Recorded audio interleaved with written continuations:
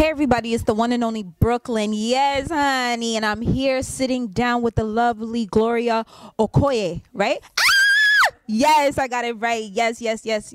Welcome to Worldwide Entertainment TV. No, thank you for being here. This young lady that's sitting beside me, I actually know you through a gentleman. His name is Spin. Shout out to Spin, One Mic Educators. Check them out as well on Instagram as well. Follow them. And you do poetry. You actually brought tears to my eyes when both myself and Aretha from Develop Me Youth, our organization, Develop Me Youth Center, we actually came to the poetry reading and you were there. And you brought tears to my eyes, girl. You made me open up. Not like that, gentleman. Relax. But you already know.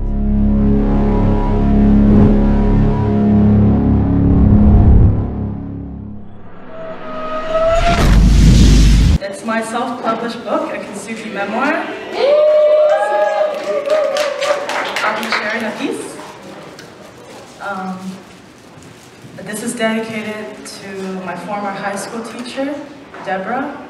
She played a big part in telling me to share my story, and that's why I've been sharing my stories with you for the past decade. It's called Thank You, and she was the first, when I first got my first batch of books, I quickly ran, took the bus all the way from the west to the east just to give her this copy. Thank you, Deborah. I thank you. Thank you for believing in my words. You've seen 50 years of life through the windows of a 17-year-old. You've seen the potential and power of my lived stories, and you pushed me to share them with the world. In each droplet of endurance, you saw the ripples of good news spreading. When I was trying to paint a perfect picture, you told me the picture ain't perfect, but it's beyond beautiful and majestic with all its errors. When life broke me into halves, you were by my side as we started to stitch it back together. And even though the cracks are visible, I remember you told me to write from the perspective of peace, pouring through and enhance them. Open doors so my work can be heard. You snapped my negative mode into an inspirational symphony. I cherish each encouragement like classic musical notes. A hidden valuable this world tries to smooth her out, but we both outshine to prove them wrong. Thank you for being my second mother. So I met when we came down there. You were doing your poem, and you touched a lot of people, not only just me, but Aretha, as I was saying before. And I just wanted to know what inspired you to do this book. I know you've been doing poetry, but what inspired you to do this book? And tell us about the book. So I used to be a blogger, and I was blogging. I was putting all my poetry in it. And then a lot of people said, hey, you should put a book together because it'll be really amazing. So I decided, hey, let me just delete my blog. Don't do that. Don't do that. Please. Please don't. And I was like, okay, let me finish this book. So it took me 5 years. And through life, because our perspectives and views, it changes. So a lot of the poems that I had from my blog that was in the book, I took it out. And there was two pieces, the two major pieces that I couldn't finish until the life situation happened. So that kind of held me back too. So when you talk about life experiences, I know that when mental health is like a major issue in the Black community and stuff like that. How did you deal with like going through everything you were going through? Like what allowed you to get to where you are now? I allowed myself to grieve. I allowed myself to put it on paper, because I know recently I share my stories more by talking, but I'm really a shy person. I don't really need to talk about my whole entire life. Girl, you shy? And also learning that even when I was sharing my stories and people were saying, hey, I actually was inspired by you, I'm actually seeking help.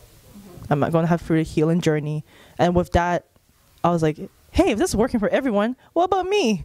So I started to take what they're doing. I was like, okay. And yeah. So when you say that you're a shy person, you say that, but when you get up in front of that, you know, that when you get up in front of the crowd, because you got up in front of the crowd, you didn't seem shy. Your personality shines, everything. I would never know that you were shy. And take it for what it is. I could be like, look at this face, does she look like she's shy? Oh no. But yeah, so how did you get involved with Spin, with One Mic Educators? How did you guys connect on that level? So I used to go to Rise. I still go to Rise too, and shout out to Rise, of course. And through Rise, I met a lot of people, and then eventually I got connected with Spin through like a mutual friend. And yeah, I've been with Spin ever since. I was with One Mic Educators. I was honestly dealing with a writer's block. I wanted to throw this whole entire book out the door, and through like the writing prompts and digging even deeper into like the self-esteem, the reason, the actual roots to why I'm having a writer's block. Yeah, Spin just pulled it out through the writing prompts and everything. So I told you guys, man, shout out to my boy Spin. Anybody who's from the Jane and Finch area community, anybody who deals with Toronto community housing, if you don't know the name Spin, I really don't know who you are. You don't know what time it is. But once again, shout out to my boy Spin. Shout out to One Mic Educators. Follow them on Instagram, because he's doing a real good job and stuff like that. And he's also he also does poetry himself too. He's really good. He can spit. He's really good. So you do have kids, correct? How is the mother life? I am not a mother yet, but what is one thing that you can or give me like a few little tips that I can get, that I can bring with me when I'm ready to, you know, pop a little one.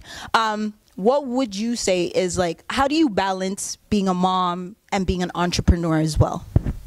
I have them involved. I get them involved. So even my children, like especially when they were big, like babies, and I push them in the stroller, they come to my shows. Nice. Yeah, they come to my shows. Also, like even with the book, I read the poems to them and say, hey, do you like it? What do you like? Ask for their opinion. Nice. And support. I know this society, I find like this part of the world, we kind of lose the whole entire, it takes a village to raise a child. Facts. And I am privileged enough to like have my family who supports me and friends who support me. So my children comes with them. So whenever I'm like traveling, whatever, my family supports me. Nice. So definitely find that community to support, the community who pushes you to strive in your art. And they can even bring the kids with you while you're performing. They could play with them and stuff. Yeah. Nice. That's good, because we talk about that all the time on the show about support. When artists come here, I ask them about their support system, because you know, in order for you to strive and do big things and stuff like that, you do have to have a strong support system. And especially when you're a mother, you know, you have to have support, because it's kind of hard to do that. So is there any one of your kids that you believe is gonna follow in your footsteps? Probably. Has any of them like blown your mind, like with their creativity and things like that? All of them. Aaliyah is a dancer. I actually put her in ballet classes now. Nice. Lily, she's a storyteller. Oh yeah, she will tell you every single. Gabriella, she's gymnastic. Oh yeah, I'm put her in dancing class. Nice. Yeah. Oh no, Lily's also a drama queen. So. Nice. You need to put them in the arts. Yeah, I think I should bring them. And stuff like that. That's good. Yeah. That is, so you have 3 girls. Yes. Oh girl. Oh. Do you need a hug? Do you need a hug? Because I would need a hug if it's okay. I'm gonna hug you. I want to be pretty too. Oh. I told him you have to work. I look at the legal age working. Well, you are pretty and you have the nice hair. Guys, this is Becky with the good hair, and I'm not talking about weave boo-boo. This is the real deal Holyfield, all right? Just remember that. Just because Beyonce was talking about Becky with the good hair doesn't mean she has to be Caucasian, Malaysian. Yes, honey. So I'm sorry. I'm so sorry. So what are some things that you do when it's time for you to write? Like, what gets you in your creative mode? Like, what's your thing? Do you have to like go outside to like a park, sit by a bench? Is it more of a you go and you have a room, or is it more like scented candles? You have to, you know, because when it comes to poetry and writing and stuff like that, everyone has different things that they do. So what is something that you do that helps you with your creativity besides your kids helping you? I write on the subway. Like, yeah.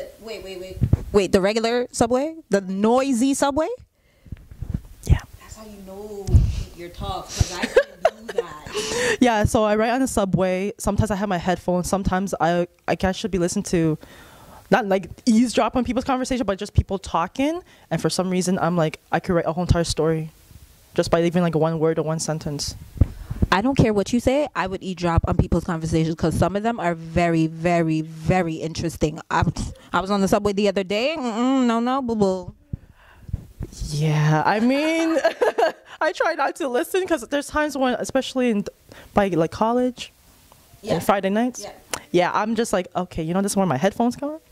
But that's one way. The second one that I prefer more is by nature. So like by the falls, by the Hamilton Falls. I think it's called Albion Falls. I forgot. I have to search it up again.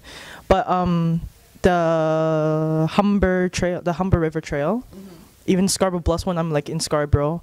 Yeah, just like nature. I prefer nature. That's good. So you're a nature type of person.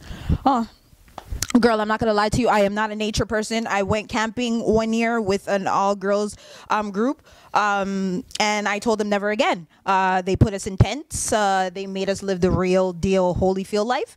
And I told them, I said, I'm black, first off, and black people don't go camping. And I see this is the reason why we don't go camping.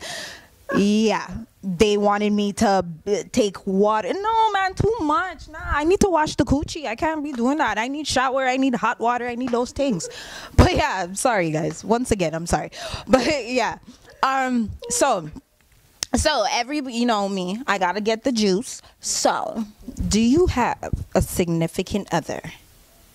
Boom. We're really gonna go there? Not really, but you could just, you know, do you? Valentine's Day is coming up, honey. You know what I mean? I'm going to be Mrs. Cupid. You feel me? So holla at me, Brooklyn Honey 23. If you need me to hook you up with somebody, holla at me. Matchmaker? I'm a matchmaker. Kevin, let her know, Kev. Well, I mean, you could take your shot. You could take your shot, you know. So in that case, men, listen, man, you know, you have to come with the credentials and stuff like that. So if you had to choose about, what would you go for? Would you go for a man that, would you rather a man with wealth? Would you rather a man with health, with like, you know, man that's healthy and stuff like that? Doesn't matter how much money he makes, whatever. Or would you rather a man who has like dreams and aspirations? He doesn't have a job, lives with his mama, but has dreams and aspirations. Which one would you? Health, wealth, or dreams? Which one would you go with if you had a choice? If I had a choice, lives with the mama. I actually don't mind big families. I come from a big family, so I actually feel more comfortable if like both sides of the family all live in one big house. So nice. just to let you know. No job. Is he pursuing his dreams still, or is he just sitting in this couch? He's just telling you, like every other person, hey, I got dreams. I want to be a rapper. I want to be a doctor or whatever. But he's not doing anything. He's just at home chilling, drinking, smoking. Nah. Using all your money. No, health. So you're going with health. Yeah, because with dreams, I'm like, yo, have your dreams, please. Now take the steps. But you gotta work. Yeah, like literally, if even you're not a job, but I see you like actually going to school, taking not even school, like certificate courses, and knowing that you're actually going somewhere, I will invest in it. But you know, there's gonna be a time when I'm like, yo, boy, what are you doing? Just like the mom. Yeah. Just like the mom. Yeah. Yes, you see? So she's going with health. I'm telling you straight up. I will deal with the wealth. Yes, I will. The reason being is because I'll have my own money, but two is better than one. And also, if you get sick, you can take care of yourself because you're rich. Duh. And you obviously are rich because you had dreams and aspirations. That's why you became rich in the first place. So yeah, I'll go with the wealthy. Yeah, anytime. Huh? Hell no. That beanbag, toupee wearing, orange face, freckled ass man, I don't want no parts of. I'm sorry. Wisdom, please. Have wisdom. Please. So she'll take the health with the wisdom. Yeah. Correct? Yeah. That's good. That's good. So once again, if you guys want, you know, a date with this lovely one-on-one with Gloria, darling, you have to hit me up.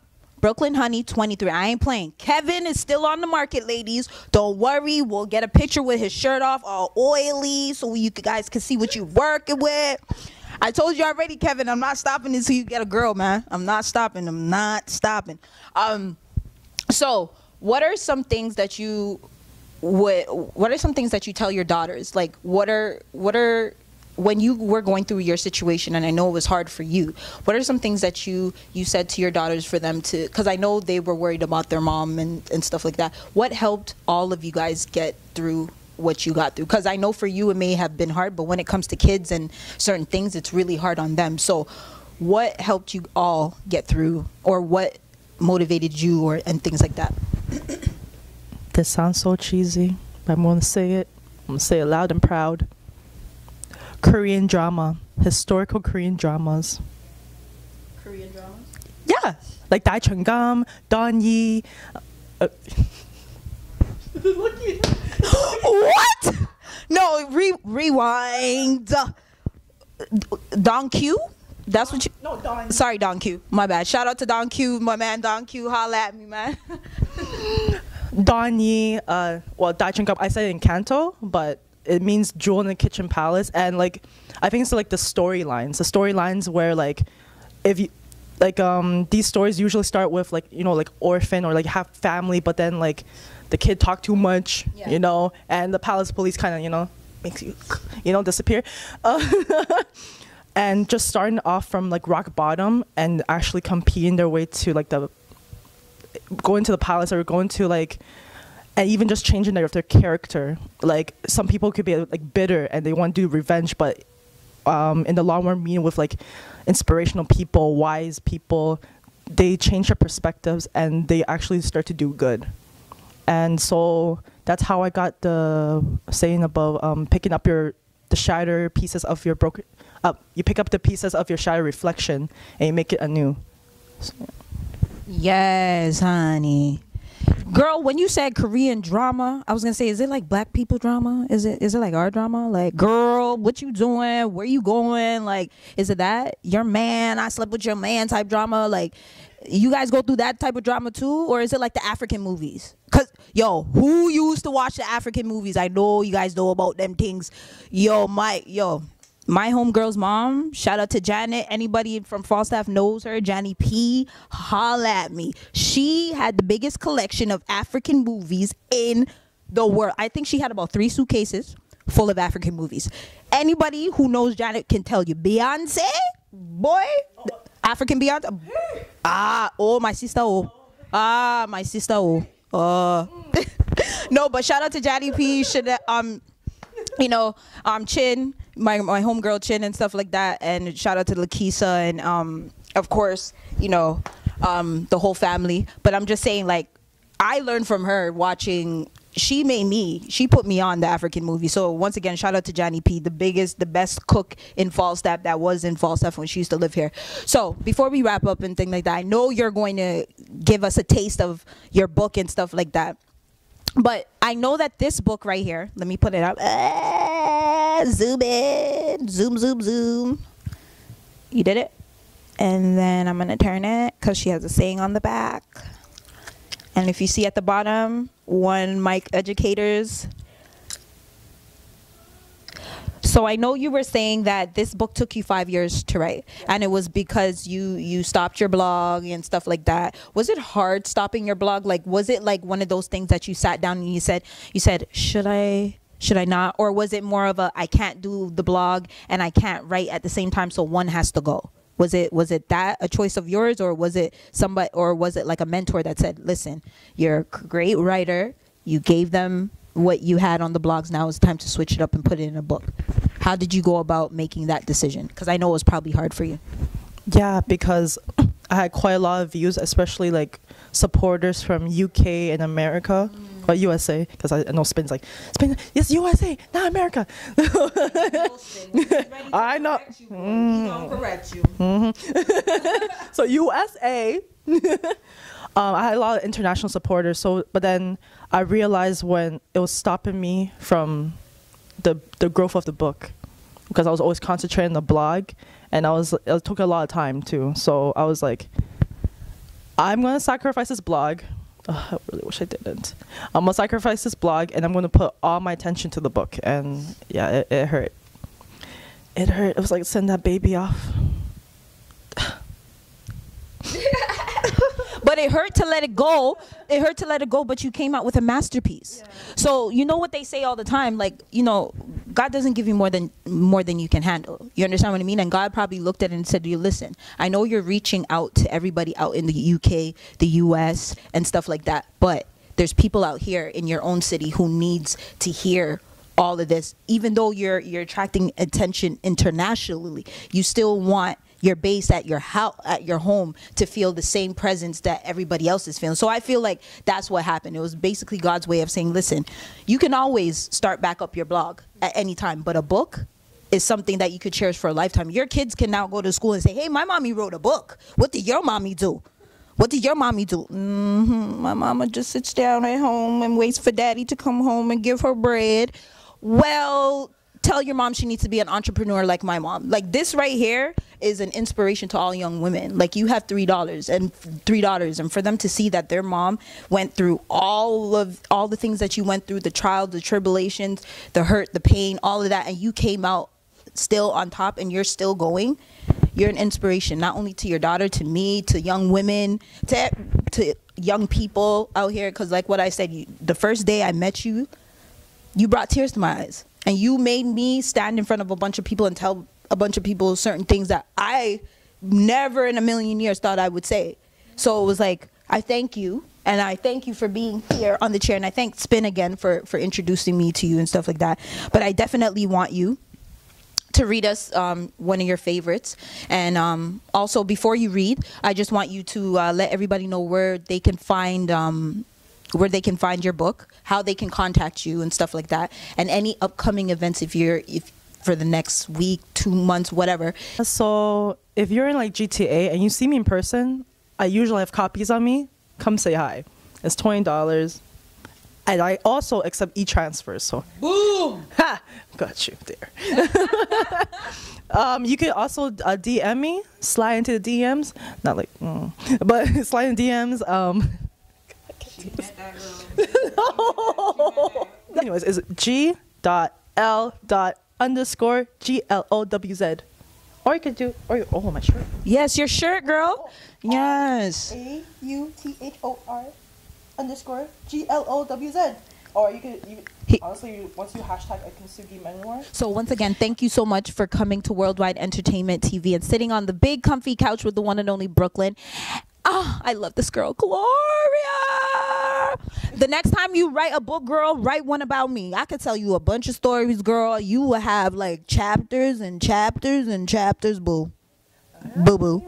I was actually thinking of making a collection called the Hood Chronicles. What? Yo, man them. Reach out to me, Brooklyn Honey 23. You heard that? Hood Chronicles, dog.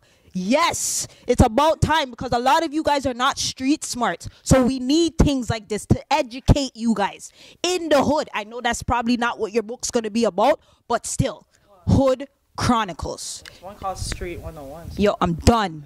You guys heard it here first, Done, no. Gal them out. Hidden treasure. A young mind once sought counsel from the elders. Entering realms, listen to ancestral spirits and creator for guidance. This young soul climbed up hills, only to find the other side is full of mountains. Fell into ditches, only to tumble into grand canyons. blew out sparks just for it to breathe into wildfires. Wondering what went wrong when the ocean's just on the other side of the forest. Gripping onto a candle in typhoon valleys with one hand, asking why does it go out, while holding a protective lantern with the other. Viewed it as a useless piece of metal, when it provides a pure aura of artistic healing answers. Keep digging. A mind full of precious ores is within reach. We tend to turn away just as our goals are right underneath our bare feet. This young prodigy was truly an ancient butterfly of resilience, developing into full bloom inside cocoon that seems silent, hidden treasure.